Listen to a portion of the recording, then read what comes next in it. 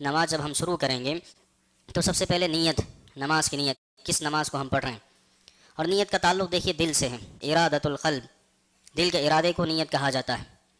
تو نماز کے لیے باقاعدہ زبان سے الفاظ کہنا، کلمات جیسے آج بعض لوگ کرتے ہیں، کہتے ہیں کہ منہ طرف کعبہ شریف کے تابع اس امام، یہ اللہ کے نبی صلی اللہ علیہ وسلم سے ثابت نہیں. تو نیت کے بعد اللہ کے نبی صلی اللہ علیہ وسلم جو ہے تکبیر تحریمہ، اس کے لیے دو طریقے ہیں. ایک تو کھاندوں تک انسان اپنے ہاتھ کھاندوں کے برابر ہوں، حذو منکبین کے الفاظ حدیث میں آئے ہیں، حذو منکبین کھاندوں کے. دوسری روایت میں کیا ہے، کانوں کی جو لو ہیں یہاں تک جو ہے اٹھانا، کانوں کو چھونا ثابت نہیں ہے. کانوں کو بعض لوگ جو چھوتے ہیں یہ ثابت نہیں، صرف کانوں کے برابر ہو یا اس کے کھانوں، دونوں کھانوں کے برابر اس کے ہاتھ ہوں. اللہ اکبر کہہ کر تکبیر تحریمہ کہہ کر رکعت باندھنا. اور رکعت کہاں باندھیں گے؟ ہاتھوں کو کہاں باندھا جائے گا؟ سینے پر. صحیح روایت کہتے ہیں میں نے اللہ کے نبی صلی اللہ علیہ وسلم کو نماز پڑھتے ہوئے دیکھا، آپ کے دونوں ہاتھ جو ہیں سینے پر تھے، سینے پر ہاتھ. ناف کے سلسلے میں جو روایتیں آئیں علی رضی اللہ تعالیٰ عنہ سے، دیگر صحابہ سے، وہ تمام روایتیں جو ہیں ضعیف. صحیح روایت میں سینے پر ہاتھ باندھنا، سینے پر ہاتھ باندھنا اللہ کے نبی صلی اللہ علیہ وسلم سے ثابت ہے. اور ہاتھ باندھنے کا جو طریقہ اس سے پہلے بتایا گیا تھا کہ 3 طریقے ثابت ہیں. ایک تو ہتھیلی کو کف پر، ایک ہتھیلی کو دوسرے ہتھیلی پر رکھیں، ایک طریقہ ہے. دوسرا طریقہ کلائی پر باندھیں، کلائی جو ہے آپ کی اس طرح باندھیں سینے پر. اور تیسرا طریقہ ایک ذرا کو دوسرے ذرا پر، ایک ہاتھ کو دوسرے. یہ تینوں طریقے ثابت ہیں سنن ترمذی وغیرہ میں. یہ تینوں ایک ہی روایت میں تینوں الفاظ آئے کہ اللہ کے نبی صلی اللہ علیہ وسلم نے تینوں طریقے سے نماز آپ نے پڑھی ہے، ایک کف کو دوسرے کف پر، اور کلائی پر، اور ایک ذرا کو دوسرے. پھر اس کے بعد اللہ کے نبی صلی اللہ علیہ وسلم سے دعائے استفتاح ثابت ہے. نماز شروع کرنے کے لیے جو دعا پڑھی جاتی ہے، اللهم باعد بيني وبين خطاياي كما باعدت بين المشرق والمغرب اللهم نقني من الخطايا كما ينقى الثوب الأبيض من الدنس اللهم اغسل خطاياي بالماء والثلج والبرد. یہ دعا یا سبحانک اللہم بحمدک وتبارک اسمک وتعالی جدک ولا الہ غیرک، یہ دونوں دعائیں اللہ کے نبی سے ثابت ہے. سورہ فاتحہ پڑھنے سے پہلے یعنی نبی صلی اللہ علیہ وسلم جو ہے یہ دعا پڑھتے تھے.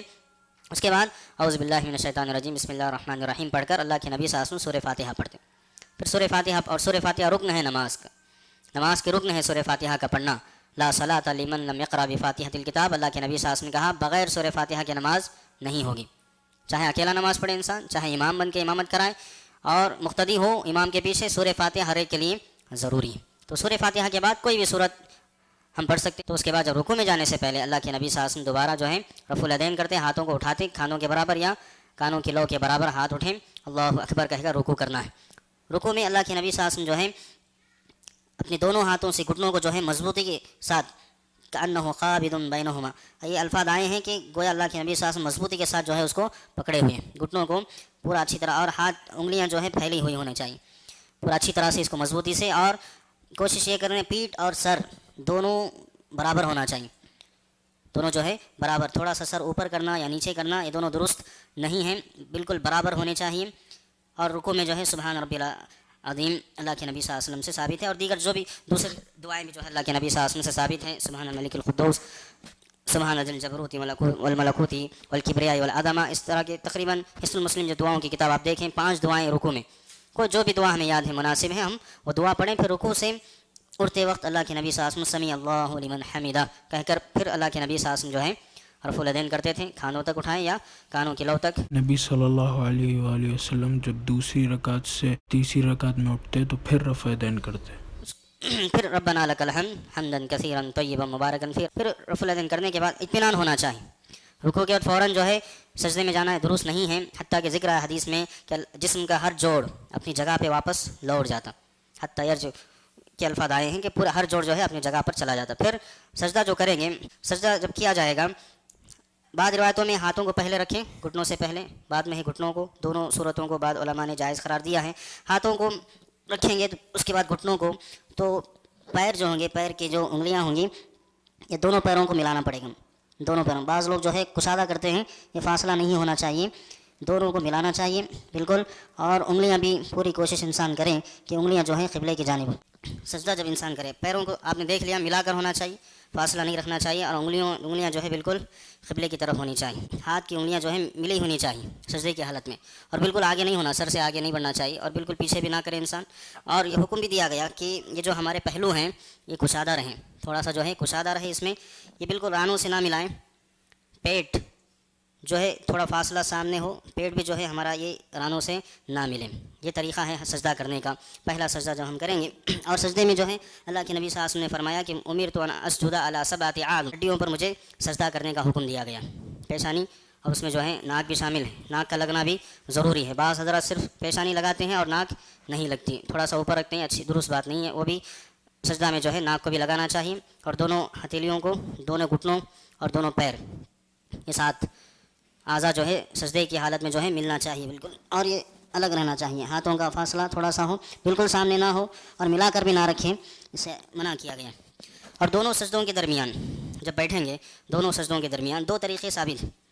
ایک طریقہ کہ بائیں پیر کو ہم پھیلا دیں، بائیں پیر کو پھیلائیں، اس پر بیٹھیں، اور داہنا پیر جو ہے ہمارا کھڑا رہے اور قبلے کی طرف ہو، انگلیاں جو ہے قبلے کی طرف ہو، اور بائیں پیر کو پھیلا کر ہم سجدے کی حالت میں بیٹھیں. اور دوسرا جو طریقہ ہے اقعاء جس کو کہا جاتا ہے، حدیث میں الفاظ اس طرح سے، یہ طریقہ اقعاء، اس طرح بھی آپ دونوں سجدوں کے درمیان بیٹھ سکتے ہیں. یہ بھی اللہ کے نبی صلی اللہ علیہ وسلم سے ثابت ہے، یہ دو طریقے. اور دونوں سجدوں کے درمیان جو ہے رب اغفر لی، رب اغفر لی، یہ دعا اللہ کے نبی صلی اللہ علیہ وسلم پڑھا کرتے تھے. اور جو آسان دعا ہے رب اغفر لی، رب اغفر لی، اس کو جو ہے انسان دونوں سجدوں کے درمیان پڑھے، پھر دوسرا سجدہ کرے. اس طرح ایک رکعت ہماری مکمل ہو جائے گی. پھر دوسری رکعت کے لیے ہم بیٹھ کر جو ہے جلسے استراحت اس کو کہا جاتا ہے.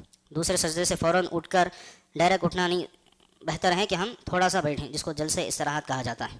تھوڑا سا بیٹھیں پھر اٹھیں، یہ بہتر ہے. چاہے انگلیاں آپ اس طرح رکھیں، یا یہ دونوں طریقے جو ہیں ثابت ہیں. پھر دوسری رکعت کے لیے جب آپ اٹھیں گے، دوسری رکعت بھی تقریباً پہلی رکعت کی طرح، لیکن قرات جو ہوگی اللہ کے نبی صلی اللہ علیہ وسلم سے جو ثابت ہے کہ پہلی رکعت تھوڑی طویل، اس میں قرات جو ہے تھوڑی لمبی ہوتی، دوسری رکعت میں تھوڑی مختصر قرات ہوتی پہلی کے بنسبت. پھر رکوع اور سجدے دونوں سیم ایسے ہی ہو جیسے میں بتایا. اور پہلے تشہد میں بھی جو ہے اسی طرح بیٹھنا، پھیلائیں اور دہنے پیر کو جو ہے کھڑا رکھیں، دہنے پیر کو کھڑا رکھیں اور بائیں پیر کو پھیلا کر اس پر بیٹھیں. اور تشہد، پہلے تشہد میں جو ہے التحیات للہ والصلوات والطیبات السلام علیکہ ایھا النبی ورحمۃ اللہ، التحیات جو مشہور ہے وہ پڑھنا پڑے گا. اور درود بھی ہم پڑھ سکتے ہیں، ثابت ہے بعض روایتوں میں. عبداللہ بن مسعود رضی اللہ تعالیٰ عنہ جو مروی ہے روایت، یہ بھی پڑھ سکتے ہیں. اور انگلیاں جو ہے اس طرح رہیں گی، اور اشارہ جب تشہد اشارہ بھی کریں، اللہ کے نبی سے ثابت ہیں. اس میں دو طریقے ہیں، آخری تشہد میں خاص طور سے اشارہ جو ہوگا، دو طریقے ثابت ہیں. یہ دو انگلیوں کو آپ اس طرح رکھیں اور درمیانی انگلی اور انگوٹھے کا حلقہ بنائیں. یہ دو انگلیاں ملا دیں اور درمیانی انگلی اور انگوٹھے کا جو ہے حلقہ بنائیں، اور سبابہ جو ہے کلمہ تشہد کی جو انگلی ہیں اس سے آپ اشارہ کریں. ایک طریقہ ہے. دوسرا طریقہ، تمام انگلیوں کو آپ ملا دیں، تمام انگلیوں کو، انگوٹھا اوپر رکھیں اس طرح، اور تشہد اس انگلی سے جو ہے حرکت دیں. اور اس کے بارے میں اللہ کے نبی صلی اللہ علیہ وسلم، اشد علی الشیطان من الحدید، کہ جو ہے تلوار سے بھی زیادہ یہ سخت ہے، یہ اشارہ جو ہے شیطان پر سخت ہے، یہ اللہ کے نبی کی سنت. لیکن آخری تشہد میں جو ہے تورک جو مشہور ہے، تورک یہ طریقہ اللہ کے نبی کی سنت ہے. آخری تشہد میں جو ہے تورک کا طریقہ، بائیں پیر کو جو ہے ہم دائیں پیر کے نیچے نکال، بائیں پیر کو تھوڑا سا اس طرح اس پنڈلی کے نیچے آئیں اور دہنے پیر کو کھڑا رکھیں، یہ تورک ہے. اور اس حصے پہ ہم پچھلے حصے پر بیٹھیں آخری تشہد میں، جس میں التحیات کے بعد درود پڑھا جائے گا. درود ابراہیم، اللہم صلی علی محمد وعلی آل محمد کما صلیت علی ابراہیم وعلی آل ابراہیم انک حمید مجید. اللہم بارک علی محمد وعلی آل محمد کما بارکت علی ابراہیم وعلی آل ابراہیم انک حمید مجید. اس کے بعد ابو بکر صدیق رضی اللہ تعالیٰ عنہ سے جو دعا ثابت ہیں، اللہ کے نبی سے جب انہوں نے پوچھا تھا تو اللہ کے نبی نے ان کو بتایا، اللهم إني ظلمت نفسي ظلما كثيرا ولا يغفر الذنوب إلا أنت فاغفر لي مغفرة من عندك وارحمني إنك أنت الغفور الرحيم. اس کے بعد اللہ کے نبی صلی اللہ علیہ وسلم نے 4 چیزوں سے آپ پناہ مانگتے تھے. اللہم انی اعوذ بک من عذاب جہنم ومن عذاب القبر ومن فتنة المحیاء والممات ومن شر فتنة المسیح الدجال. اس کے بعد اللہ کے نبی بعض روایتوں میں ومن المأثم والمغرم کے الفاظ بھی آئے ہیں. اس کے بعد اللہ کے نبی نے بعض روایتوں میں الفاظ آئے ہیں ثم لیتخیر ما شاء، پھر جو دعائیں ہم اپنے لیے کرنا چاہیں کر سکتے ہیں، جو بھی دعائیں ہم مانگنا چاہیں مانگ سکتے ہیں. لیکن خیال یہ رہے کہ رکوع اور سجدے میں قرآن کی تلاوت نہیں ہونا چاہیے. ہاں البتہ قرآن کی جو دعائیں ہیں، قرآن کی دعائیں بطور دعا ربنا آتنا فی الدنیا حسنہ، دعا کے طور پہ ہم پڑھ سکتے ہیں. انبیاء سے جو دعائیں ثابت ہیں اس کو بھی ہم بطور دعا پڑھ، لیکن قرات نہیں ہوگی، اس کا خیال ہونا چاہیے. پھر اس کے بعد آخری جو ہے سلام پھیرنا ہے. سلام پہلے داہنی طرف، اور یہ پورا حصہ اللہ کے نبی صلی اللہ علیہ وسلم سے ثابت ہے کہ سفیدی نظر آتی، مکمل یہ حصہ جو ہے اس طرح پورا ہونا چاہیے، بالکل بھی نہیں اتنا ایسا کہ پیچھے نہ دیکھیں، بالکل سیدھا ہونا چاہیے۔ بعض لوگ کیا ہے صرف اتنا کرتے ہیں، صحیح نہ اللہ کے نبی سے مکمل، پہلا السلام علیکم ورحمۃ اللہ، پھر السلام علیکم ورحمۃ اللہ۔ یہ مکمل جو ہے نماز کا طریقہ جو پیارے نبی صلی اللہ علیہ وسلم سے ثابت۔ اللہ سے دعا ہے کہ اللہ تعالی ہمیں صحیح معنوں میں جو طریقہ اللہ کے نبی سے ثابت ہے اس طریقے کے مطابق نماز ادا کرنے کی سعادت نصیب فرمائے۔ اللہ ہماری نمازوں کو قبول فرمائے، آمین ثم آمین، وما علینا الا البلاغ المبین۔ والسلام علیکم ورحمۃ اللہ وبرکاتہ۔